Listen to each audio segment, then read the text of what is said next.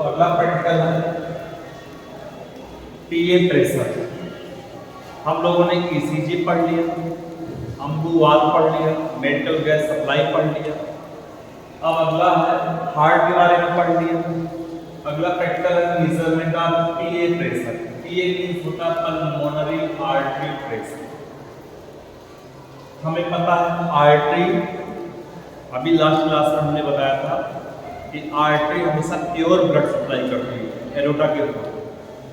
हमारे बॉडी में आर्टरी क्या होता है, पूरे बॉडी में प्योर ब्लड सप्लाई करता है, लेकिन पल्मोनरी आर्टरी जो होता है वो इम्प्योर ब्लड सप्लाई करता है, यानी डीऑक्सीजनेटेड ब्लड सप्लाई करता है, यानी उसमें कार्बन डाइऑक्साइड की मात्रा होती है।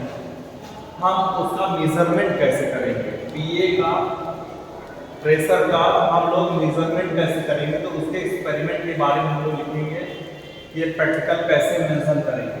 तो सबसे पहले हमें पता है कि हम एम्स डिसाइड करेंगे। हमें हमारा एम्स क्या है, to measure and understand the pulmonary artery pressure using a pulmonary artery catheter and monitor the hemodynamic condition of the patient. फिर हम कौन कौन सा इक्विपमेंट यूज करेंगे उसके बारे में हमें लिखना होगा। Pulmonary artery pressure transducer system, monitor with pressure display, normal saline repairing, three way stop to syringe and fill the system, sterile gloves and dressing set। हमें पता है तमाम में अगर हम किसी भी पेशेंट का पीए प्रेशर मेजरमेंट करते हैं तो इतने इक्विपमेंट का यूज होना ही होना होगा। फिर हम उसके बारे में लिखेंगे, इंट्रोडक्शन करेंगे क्या है पीए प्रेशर होता क्या है, ठीक है। हमें पता है पीए प्रेशर क्या होता है, क्या क्या यूज किया जाता है, क्या किया जाता है, हम इसके बारे में लिखेंगे।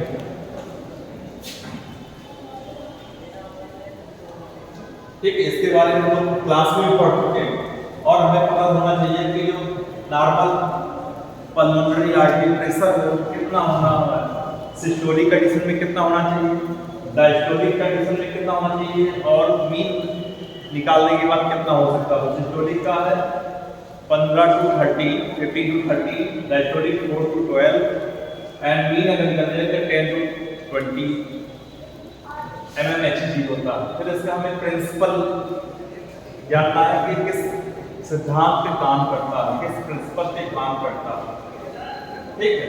तो हमें पता है कि ये इंट्रावेस्कुलर प्रेशर के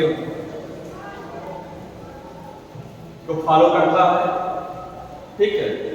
सिग्नल देता है, सिग्नल प्रोवाइड करता है, कैसे क्या है, बिना सिग्नल और डिस्प्ले में हम इसको चेक कर सकते हैं मॉनिटर के द्वारा, ठीक है। फिर इसका प्रोसीजर हमें जानना है कि इसका प्रोसीजर क्या है।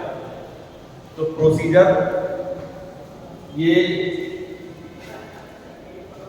हम सबका हार्ट लेवल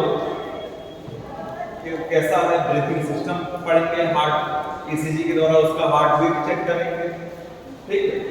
उसके बाद इस प्रोसीजर को हम लोग फॉलो करेंगे, कैसे क्या है क्या। तो ये हमारा पीए प्रेशर, एलए प्रेशर और पीए प्रेशर।